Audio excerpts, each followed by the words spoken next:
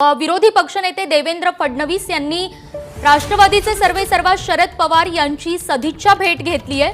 भेट नेमकी कोणत्या कारणासाठी घेतली आहे हे स्पष्टपणे कळत नाहीये, मात्र ही सदिच्छा भेट आहे असं अद्याप तरी सांगितलं जातंय। अत्यंत महत्त्वाची बातमी आपण या क्षणाला पाहतोय। विरोधी पक्षनेते देवेंद्र फडणवीस यांनी शरद पवारांची भेट घेतली आहे। रश्मी पुराणिक आपल्या प्रतिनिधी सध्या आपल्या सोबत आहेत। रश्मी, या भेटीमागचं कारण नेमकं काय? फक्त सदिच्छा भेट की इतर काही कारणं असू शकतात?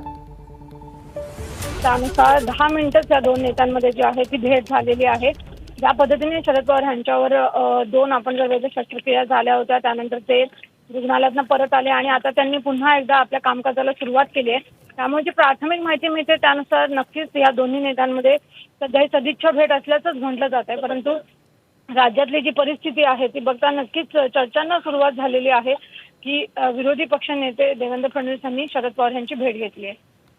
धन्यवाद रश्मी, तुम्ही दिलेल्या या माहितीसाठी। तर सध्या मराठा आरक्षणाच्या प्रश्नावरून सुद्धा भाजपचे अनेक नेते राज्यभर दौरा करतायत। त्याचबरोबर खासदार संभाजीराजे छत्रपती यांनी सुद्धा शरद पवारांची भेट घेतली आहे। हे कारण असेल की इतर काही कारण की फक्त सदिच्छा भेट, याबद्दल अद्याप तरी कोणतंही महत्त्वाचं कारण कळत नाहीये।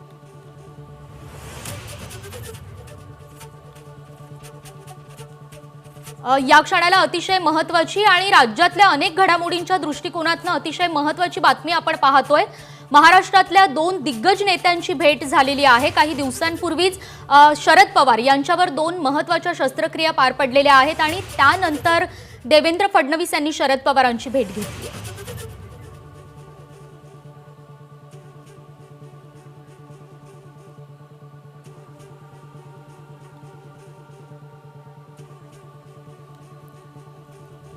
रश्मी पुराणिक आपल्या प्रतिनिधी पुन्हा एकदा आपल्या सोबत आहेत। रश्मी, खरं तर या भेटीनंतर राजकीय वर्तुळामध्ये अनेक चर्चांना उधाण आलंय। नेमकं काय कारण आहे ते कळू शकलंय का? जसं आपण बघतोय, स्वतः देवेंद्र फडणवीस यांनी ट्विट केलेलं आहे की ही एक सदिच्छा भेट होती आणि शरद पवार यांच्याबरोबर त्यांची भेट झाली याची माहिती मिळते ती 10 मिनिटांची भेट झालेली आहे। परंतु नक्कीच चर्चांना यासाठी सुरुवात होते की आज स्वतः मुख्यमंत्री जे आहेत मेट्रोच्या कामासाठी उद्घाटन करत आहेत, महाविकास आघाडी तिथं जात आहे आणि मध्ये जर आपण बघितलं की ह्या सर्व चर्चांच्या आधी एक चर्चा ही देखील होती की शरद पवार आणि अमित शहा यांची गुजरातमध्ये भेट झाली होती का। त्यानंतर मोठ्या प्रमाणावर राज्यामध्ये चर्चांना सुरुवात झाली होती। त्यानंतर शरद पवार आजारी होते, 2 वेळा रुग्णालयामध्ये देखील ते दाखल झाले होते, त्यांची शस्त्रक्रिया होती आणि त्यानंतर आपण बघत आहोत जरी आजारपणानं ते बाहेर आले, ही सदिच्छा भेट झाली तरी राजकीय वर्तुळात मात्र आता चर्चांना सुरुवात झालेली आहे। नेमकी ह्या दोन नेत्यांमध्ये भेट झाली जर 10 मिनिटाची असेल तरी वेगळी समीकरणं आहेत का? गुजरातमधल्या त्या भेटीची चर्चा सुरू झाली आणि त्यानंतर ही भेट आहे। एकीकडे मुख्यमंत्री कुठेतरी कामकाजाला सुरुवात करतात, ते मेट्रोचे प्रोजेक्ट उद्घाटन करत आहेत, तर दुसरीकडे आपण जर बघितलं विरोधी पक्षनेते हे सिल्वर ओकला गेलेले आहेत आणि त्यानंतर ही भेट झालेली आहे। त्यामुळे नक्कीच राजकीय वर्तुळामध्ये मात्र चर्चा सुरू झाली आहे की अशा पद्धतीच्या भेटीमुळे नेमकी ह्या दोन नेत्यांमधला जो तणाव होता किंवा या दोन नेत्यांमधले मतभेद आहेत ते दूर झाले आहेत का, ह्या भेटीला कशा पद्धतीने बघायचं, एकूणच राजकीय वर्तुळात चर्चा सुरू झाली आहे।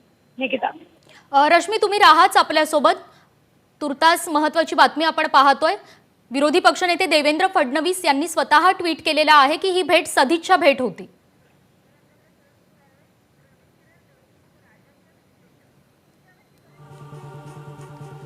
तर सध्या राजकीय विश्लेषक रविकिरण देशमुख आपल्या सोबत आहेत।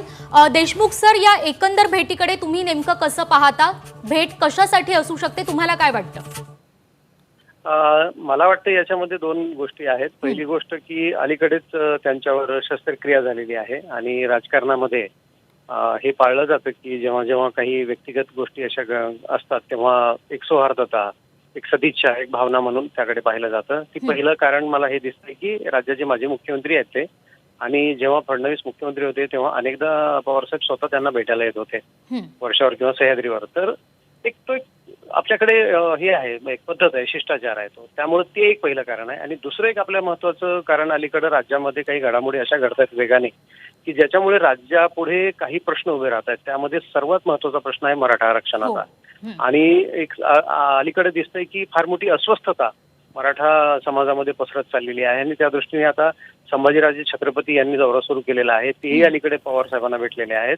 मला असं वाटतं या मुद्द्यावर सर्वपक्षीय चर्चा किंवा सामंजस्य तयार करण्याचा प्रयत्न राजकीय पातळीवर झाल्याशिवाय महाराष्ट्रामध्ये समाधान शांतता नांदणार नाही याची पुरेपूर खात्री राजकीय वर्तुळाला आहे. आणि मला वाटतं हा विषय त्यांच्या चर्चेमध्ये नक्कीच निघाला असणार.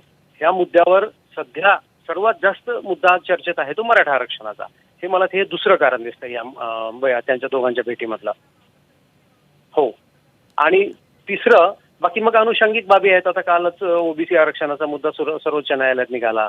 त्याच्यामुळे ओबीसी समाज आता पूर्णपणे नाराज झाला असेल की आम्हाला इतर काही आरक्षण राजकीय संरक्षण नव्हतं तेही तुम्ही स्थानिक स्वराज्य संस्थांच्या निवडणुकामधून काढून घेतलंय.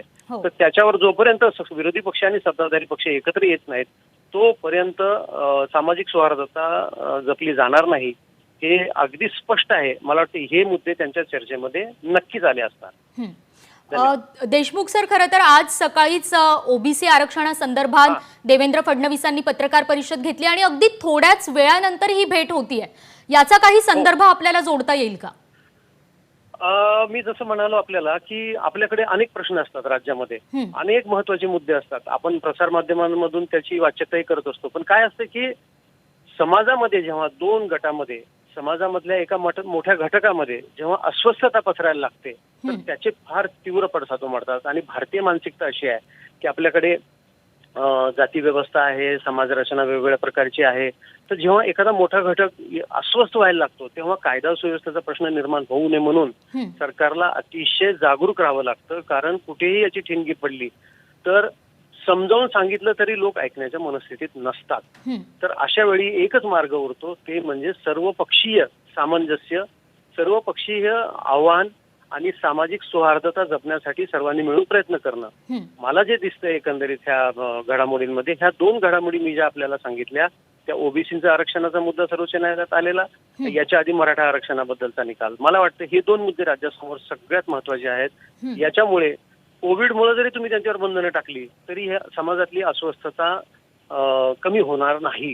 त्यामुळेच मला वाटतं की हे दोन मोठे नेते त्या मुद्द्यांवर चर्चा नक्कीच करत असतील. पण या दोन मुद्द्यांव्यतिरिक्त आणखी अनेक महत्त्वाचे मुद्दे आहेत देशमुख सर. खरं तर अजित पवार असतील किंवा चंद्रकांत पाटील असतील यांच्यामध्ये गेल्या काही दिवसांपासून वादप्रतिवाद होताना आपण पाहतोय. सरकार पडणार असं विरोधी पक्षाकडनं सारखं वारंवार बोललं जातं. याचा काही संदर्भ असू शकतो का या भेटीमागे? नाही, वारंवार आपल्याकडे बातम्या अशा येत असतात की राष्ट्रवादी काँग्रेस ही भाजपासोबत जाईल का, त्या दृष्टीने काही सुरू आहे का. आता काही दिवसांपूर्वी आपल्याला माहिती आहे की अहमदाबादमध्ये अमित शहा आपले केंद्रातले गृहमंत्री आणि शरद पवार यांची भेट झाली म्हणून बातम्या आल्या होत्या. असं असतं की सध्याच्या कोविडच्या परिस्थितीमध्ये राज्यामध्ये सत्तांतर लगेच होईल का तर मला वाटत नाही. दुसरी गोष्ट, राष्ट्रवादी काँग्रेसची मूळ स्थापना आणि त्याची जी रचना तुम्ही पाहिली, पश्चिम महाराष्ट्रातलं त्याचं स्थान आणि त्या पक्षातले जर महत्वाचे नेते तुम्ही पाहिले तर त्यांची मानसिकता भाजपबरोबर जाण्याची तात्काळ तयार होत नाही असं वारंवार दिसून आलेलं आहे. चर्चा किती होऊ देत, राज्यामध्ये राजकीय स्थित्यंतर होत असताना आपल्याला मी एक उदाहरण देऊ इच्छितो. या वेळी सदाशिवराव मंडलिक कोल्हापूरचे माजी खासदार यांनी काय भूमिका घेतली होती हे सर्वांना आठवत असेल. त्यांनी तर थेट राष्ट्रवादीच्या विरोधात निवडणूक लढवली या मुद्द्यावर की ते म्हणाले की आम्ही नाही जाणार तुमच्यासोबत. भाजपाकडे जात असताना राष्ट्रवादीचे अनेक नेते यांची वेगळी भूमिका असू शकते. त्यामुळं अतिशय ब्लाइंडली म्हणजे आपण डोळे बंद करून असं नाही म्हणू शकत की राष्ट्रवादी काँग्रेस एका क्षणात निर्णय घेईल. ही फार मोठी प्रक्रिया आहे आणि या प्रक्रियेला खूप वेळ लागतो. ते इतक्यात सहजासहजी शक्य नाही. कारण भाजपला जर राष्ट्रवादीचा पाठिंबा थेट घ्यायचा असता तर 2014 मध्ये जेव्हा राष्ट्रवादीने स्वतःहून त्यांना पाठिंबा जाहीर केला होता त्याच वेळी भाजपाने पटकन त्यांचा पाठिंबा स्वीकारून त्यांना सरकारमध्ये सामील व्हा असं निमंत्रण दिलं असतं. पण भाजपाने जाणीवपूर्वक तो निर्णय त्यावेळी घेतला नाही. त्याच्यामध्ये त्यांना काही जोखीम दिसत होती म्हणून नंतर 2 महिन्यांनी शिवसेना सरकारमध्ये सहभागी झाली, आपल्याला आठवत असेल. पण त्यांनी राष्ट्रवादीचा पाठिंबा घेतला नाही. इव्हन आता तुम्हाला सांगतो की मागे 5 वर्षामध्ये अनेकदा असे प्रसंग आले. भारतीय जनता पक्ष आणि शिवसेनेमध्ये अनेक वेळा टोकाचे प्रसंग आले. त्यावेळी सुद्धा कुजबूज होती की राष्ट्रवादी काँग्रेस पाठिंबा देईल, परंतु भाजपाने हा पाठिंबा एकदम अगदी सहजासहजी घेण्याचं टाळलेला आहे. याची काही कारण आहेत, याची सविस्तर चर्चा नंतरही होऊ शकते. पण आता एवढंच सांगण्यासाठी आहे की राज्यामध्ये तात्कालिक म्हणजे आत्ताच्या आत्ता सत्तांतर होण्याची शक्यता दिसत नाही. याच्यामध्ये अनेक पदर आहेत. दुसरी गोष्ट, सरकारचा जो वादग्रस्तपणा आहे म्हणजे उदाहरणार्थ मी तुम्हाला सांगतो की गृहमंत्र्यांना राजीनामा द्यावा लागलेला आहे, सीबीआय इन्क्वायरी सुरू आहे, बरोबर. NIAच्या चौकशा सुरू आहेत. या पार्श्वभूमीवर जर राजकीय तडजोड आणि काही नवीन जर झालं तर याचा फटका आगामी निवडणुकीमध्ये दोन्ही नेमक्या पक्षांना याच बसू शकतो. चर्चांना आता संपूर्ण महाराष्ट्रात संपूर्ण राजकीय वर्तुळामध्ये उधाण आलेलं आहे. धन्यवाद देशमुख सर, तुम्ही ABP माझा सोबत संवाद साधला, ते सविस्तर विश्लेषण केलं.